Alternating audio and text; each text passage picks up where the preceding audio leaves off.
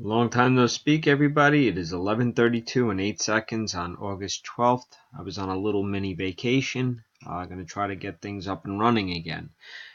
First one here. This is the mini for the Amazing Spider-Man number 8, graded 4.5. Over here on the left-hand side are the 14 filled spots. Whoever comes in first place in the mini is going to get assigned the first 5 available spots in the main. Those spots are 1, 2, 8, 14, and 15. Whoever comes in second place in the mini is going to get the final 2 spots, which are spots 18 and 19. So let's roll our 3 dice. The number is lucky 7, and away we go. Best of luck.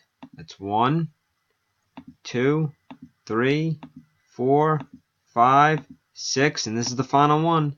7, Chris Hibbs. He gets the first 5 spots. Mike Fazzini gets the final 2 spots. Time is 11:33 and 7 seconds.